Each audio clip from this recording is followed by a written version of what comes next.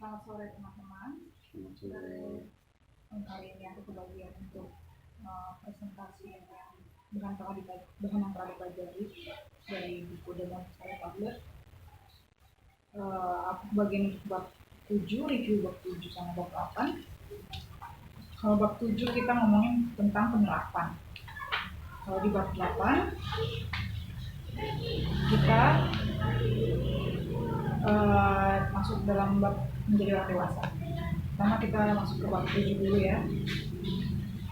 Di bab penerapan itu isinya adalah aspek kritikal yang ditentukan oleh metode Montessori untuk mendukung prinsip bahwa anak itu adalah calon individu yang punya value gitu bagi dirinya sendiri maupun orang lain. Jadi di Montessori itu sendiri itu anak itu dipersiapkan untuk menjadi individu yang berguna, value bagi orang lain, terutama bagi diri sendiri dulu. Makanya kenapa APL itu diutamakan terlebih dahulu bagi anak-anak yang masih di bawah 5 tahun balita. Di bab 7 ini, bagian bab penerapan ini ada 3 bagian. Bagian pertama itu tentang perawatan sehari-hari. Nah, di perawatan sehari-hari itu meliputi bagaimana orang tua membangun penghayatan pada anak tentang kehidupan mereka gitu. Jadi baik dalam kegiatan yang anak lakukan sehari-hari hingga bagaimana mereka itu menghadapi berbagai momen. Misalnya kalau anak itu menghadapi hari-hari besar, misalnya di umur 3 tahun anak-anak baru diajak untuk ikut perayaan Natal, itu mereka membangun momen bersama keluarganya. Terus juga di bagian 1 itu ada pembahasan tentang bagaimana orang tua mempersiapkan keterampilan anak untuk mengurus dirinya sendiri. Jadi di APL itu kan mengarahkan anak untuk setidaknya bertanggung jawab bagi dirinya sendiri dulu. Nah, dia itu diarahkan untuk bisa mengenakan pakaiannya, merapikan pakaiannya. Makanya waktu itu ada alat-alat seperti kayak buttoning frame, itu tuh anak-anak dipersiapkan untuk itu. Terus juga tentang bagaimana orang tua menjalin kedekatan dengan anak melalui kegiatan makan bersama. Ya tentu dengan keteraturan ya, di mana tempat untuk makan, kapan waktunya. Terus juga dalam kegiatan itu anak diarahin untuk bertanggung jawab baik terhadap barang yang digunakan ketika dia makan maupun mannernya gitu, manner ketika mereka makan. Jadi aspek APL di sini yang ditekankan. Kemudian juga dibahas tentang bagaimana anak dihadapkan dengan waktu istirahat mereka seperti tidur gitu, atau membersihkan diri seperti gosok gigi dan lain-lain. Ya, semua hal tadi sebenarnya terkait soal kebiasaan yang diterapkan sehari-hari, sehingga tata perilaku yang baik itu bisa tercipta karena udah diterapkan secara rutin dan konsisten gitu. Namun kita juga harus tekankan bahwa dalam melakukan kegiatan-kegiatan itu kita ada kebersamaan baik antara guru dengan anak muridnya maupun dari orang tua dengan anaknya gitu. Sehingga dia juga akan secara sadar paham pentingnya kegiatan-kegiatan itu buat dirinya kelak gitu, bukan jadi hanya sekedar rutinitas aja, tapi juga dia paham pentingnya kegiatan-kegiatan itu secara sadar. Terus kita masuk ke bagian 2 dari bab yang sama, bab 7, itu tentang menghadapi perubahan. Jadi kita tahu anak-anak kan semakin besar itu juga mereka ada perubahan sendiri, baik dari diri mereka secara fisikal maupun dari lingkungannya. Kalau secara fisikal mungkin kita bisa lihat dari bagaimana mereka kontrol sistem ekspresi mereka seperti pipis gitu kan. Kayak misalnya pipis mungkin kadang-kadang untuk anak-anak yang masih kecil-kecil belum tahan, jadi dia pakai popok aja gitu. Tapi kalau udah mulai menuju berdewasa, kita udah ajarkan kepada anak itu bagaimana kontrol pipis, di mana tempatnya, bagaimana cara membersihkannya, seperti itu. Jadi itu merupakan satu keterampilan APL juga yang anak-anak perlu diajarkan. Misalnya dalam menggunakan toilet, anak itu juga harus kehidupan kita sebagai manusia gitu, makhluk hidup. Jadi kita tuh mengajarkan kepada anak kesadaran akan tubuhnya sendiri gitu. Atau ketika anak-anak menghadapi kayak tadi yang saya bilang itu lingkungannya memiliki adik baru, misalnya dia punya adik baru, itu sebuah perubahan bagi dirinya sendiri. Jadi dia merasa bahwa ada sosok baru yang mungkin ada kecenderungan mengganggu eksistensi dia sebagai anak di situ. Jadi tapi kita buat anak dalam menghadapi perubahan itu, misalnya dengan cara melibatkan anak berinteraksi dengan adiknya gitu, adik kecilnya itu, bayi itu, kita misalnya rawat bersama gitu, misalnya juga ajak dia membersihkan pakaian adiknya, jadi ada tumbuh rasa sayang gitu, sayang bisa secara terbiasa gitu. Terus juga kita jangan paksa dia kalau memang dia tidak mau. Lalu juga sediakan waktu lah untuk anak-anak, masing-masing anak itu, karena masing-masing anak kan beda-beda istimewa, jadi kualitasnya juga dalam berinteraksi berbeda-beda, kita yang tahu gitu, karena kita yang observasi mereka, kita sehari-hari bersama mereka. Terus kita masuk ke bagian 3 dari bab 7, yaitu tentang keterampilan bermanfaat yang harus dipelajari anak gitu, balita. Seperti yang kita tahu tadi, Montessori itu mengajarkan anak untuk teratur gitu, hidupnya konsisten dan rapi lah gitu. Misalnya kalau untuk berbagi soal makanan atau soal mainan itu juga penting, makanya kita berusaha membudayakan bergiliran gitu, atau antri. Jadi mereka tuh belajar untuk bersabar, kontrol diri gitu, dan bisa menguasai bahwa ada saatnya gitu, ada waktu untuk menunggu.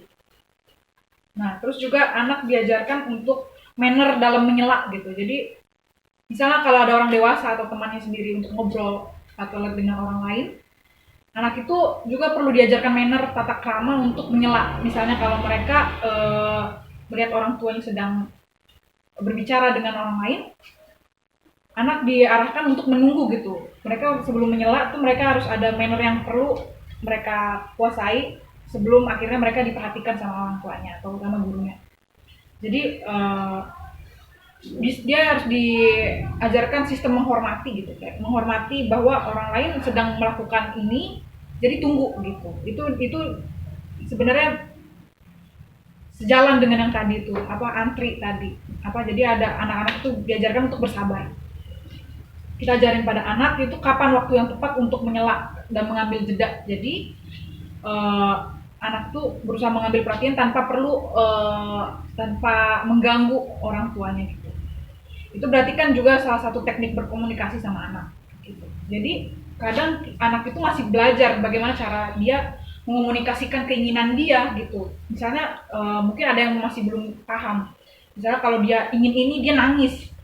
Kayak bayi kan dia belum bisa bahasa apa-apa, dia yang kalau seandainya dia ingin pipis atau makan atau haus, lapar, itu komunikasinya hanya dengan menangis. Tapi kalau untuk balita, dia sudah mulai bisa berkomunikasi. Mungkin masih kurang-kurang, tapi kita bisa bantu anak gitu untuk menyampaikan perasaannya.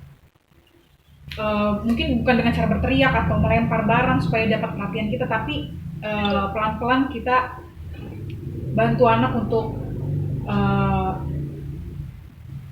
mengomunikasikan cara seperti apa gitu, kayak misalnya perasaannya sedang apa. Jadi kayak anak-anak lebih komunikatif kepada kita juga memberi respon yang positif. Terus juga tapi untuk sebagai guru atau orang tua, kita perlu merefleksikan hal-hal kayak seperti ini. Waktu untuk anak itu berkomunikasi, kapan kita bisa bikin anak itu paham bahwa waktunya sudah tepat atau belum. Terus juga perubahan, apakah mereka sebenarnya ada perubahan-perubahan di fisik mereka atau di lingkungan mereka yang seperti tadi itu. Terus aktivitas apa yang mereka lakukan, makanya mereka misalnya berteriak atau menyampaikan komunikasi dengan cara yang kurang baik, atau emosi saat mereka berteriak misalnya. Itu tuh karena apa, mereka emosi berteriak karena senang atau emosi karena. Lalu bagaimana cara kita merespon mereka. Lalu singkat untuk bab 8 tentang menjadi orang dewasa itu lebih berfokus pada kita sebagai orang tua atau sebagai tutor bagi mereka ya. Kita kan sebagai guru atau tutor itu dan juga orang tua, di buku ini dan di metode Montessori tentunya itu dianggap sebagai pembimbing atau sebagai contoh teladan. Jadi kita itu diharapkan menjadi pembimbing yang berjalan beriringan dengan anak, di ketimbang sebagai penyuruh mereka gitu, sebagai bos atau misalnya sebagai pelayan gitu, kayak misalnya anak pengen apaan aja dikasih gitu. Jadi di bab 8 ini kita juga disarankan untuk melakukan pengembangan diri gitu. Misalnya dengan menerapkan hal-hal kayak seperti perawatan diri. Kita juga sebagai orang tua atau guru juga mesti merawat diri gitu. Me time, konsultasi ke dokter, karena merawat anak itu adalah hal yang melelahkan sejujurnya. Kayak maksudnya mereka itu cukup menguras emosi juga gitu kan. Kita harus full dengan anak itu. Kita nggak bisa cuma setengah hati atau misalnya merespon bukan respon tapi lebih tepatnya kayak mengeluarkan seperti reaksi aja, tapi kita juga respon, bukan reaksi aja. Kalau reaksi kan lebih spontan, tapi kalau respon kita udah hayati betul apa anak kita mau misalnya, lalu kita pikirkan secara jelas kenapa dia ini lalu kita respon dengan cara baik. Terus juga kita diharapkan untuk mengembangkan pola pikir pembelajar. Seperti tadi, kita itu pembimbing, kita itu pembelajar juga. Kita sembari membimbing, kita belajar tentang anak. Kita diharapkan nggak seperti memfinalkan diri, kita sudah paling pintar, sudah paling paham. Tapi kita juga harus terapkan pola pembelajar. Gitu. Anak juga bisa jadi guru buat kita. Lalu kita diharapkan untuk bisa menerapkan keteraturan sih dalam kehidupan sehari-hari, misalnya mengawali dan mengakhiri aktivitas dengan baik, dengan pola yang baik. Terus juga berlatih untuk hadir gitu kepada anak. Misalnya kalau misalnya orang tua kadang kan sambil kerja mereka sambil dengerin anak gitu. Sebetulnya itu nggak salah karena orang tua juga memiliki kesibukannya sendiri. Anak juga pengen diperhatikan, tapi ada hal-hal yang misalnya kita harus turut hadir meskipun kita sibuk. Kita harus hadir pada anak gitu. Jadi mungkin agak susah ya karena kita juga saat bekerja membutuhkan fokus. Cuman kita ditantang untuk mampu menyelaraskan pekerjaan kita dengan juga tanpa menomorduakan waktu yang kita miliki bersama anak gitu.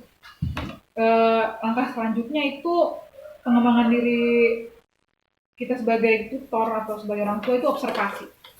Jadi di Montessori itu kita ini sebenarnya observer gitu. Jadi kita anak itu adalah objek observasi kita gitu. Jadi bukan objek si subjek gitu. Subjek observasi dia itu kan dia memberi respon, kita observasi dia seperti ini. Jadi kita nggak semata-mata memberikan yang tadi kita sebut sebagai kayak reaksi doang, tapi kita memberikan respon seperti itu. Jadi observasi itu udah menyangkut tentang respon yang akan kita beri kepada anak nantinya. Gitu. Terus juga kita yang terakhir menjadi pemandu gitu ya. Kita terapkan mindset bahwa kita itu pembimbing, bukan bos yang hanya memberi perintah atau pelayan gitu yang tadi sudah disebutkan ya. Lalu juga kita misalnya sebagai orang tua jadikan rumah sebagai alat bantu gitu kan. Kalau Montessori kan dengan EPL-nya itu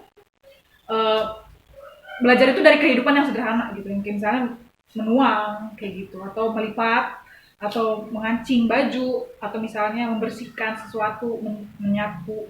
Itu hal-hal sederhana yang sebetulnya ternyata bisa bikin anak itu lebih berkualitas nantinya gitu, lebih bertanggung jawab gitu kan. Ada hal-hal yang di luar tentang IQ aja, tapi juga sebagainya, berbagai kualitas lah ada di kegiatan-kegiatan sehari-hari itu gitu.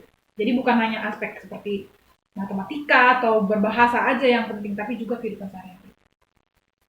Terus juga ajar dan terapkan kejujuran gitu. Kita kan tadi sebagai pembimbing, kita juga berarti harus menerapkan kejujuran gitu. Jadi anak belajar dari kita gitu.